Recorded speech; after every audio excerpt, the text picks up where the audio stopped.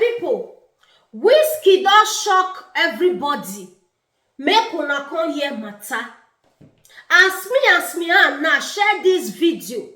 As me and now Wizkid don buy another private jet wey be say e better pass Davido. E big pass Davido. Make una dey see inside o. Na my own afekede o. Let me just see one of Wizkid lizard, Wizkid fans. He just call me say, "Madam, wetin be your problem?"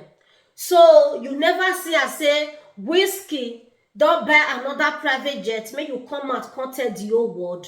Now say I no understand.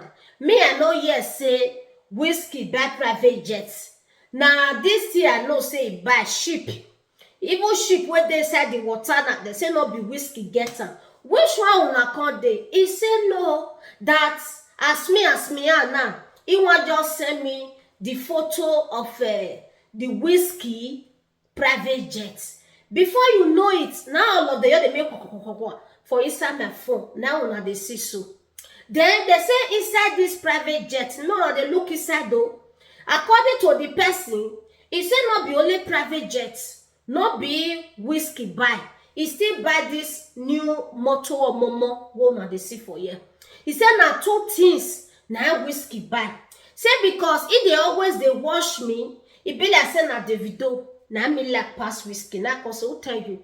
I be you don't hear say I can't do congratulations. Say Davido don't give me money or na Shoma can't give me one kind of what I don't understand. He said no. Make me come out now. Make me come still let the whole world know. Say not be only Davido, not be get private jets. Say as me am now, Wizkid does still get private jets. Then me will come rate as it be now. Since una no wan let person rest, now so private jet una come dey buy.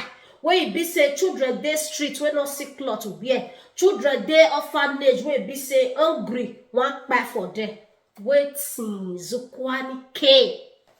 So Wizkid, you open your eye, you went to go and buy this kind of expensive private jet with this beautiful car.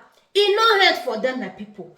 They said that inside the private jet una they see. So according to the person wey call me, he say inside this private jet, it will contain that motor wey dey there. So wahala not too much, my people. He said then the money wey take buy the private jet, e go reach Adeleke. E pass Adeleke full street. Adeleke full street. Adeleke a lot of investment. My people, how una see this matter? Now my house dey where Wizkid fans call me, begin to the yana prata. Say make me come out, come talk am. Say me I too like Davido. I don't see which money Davido give me. Now what I dey see, now I dey talk. Una know say some of una know they see data till they enter internet like us wey dey Europe. Because the moment we just pay money like 30 euro or 40 euro every month, we fit use our phone, our network, take do. We fit use our network, share and give 5 people or 10 people or 100 people. Maybe you dey do party for your house. Now that one, now Europe will take different. It not be like una wey dey Nigeria. And I also pray, may God Almighty grant you all your heart desire. It's not really easy. Not be Wizkid see money now. Take go buy private jet and new car. But you don't know, say people they hungry.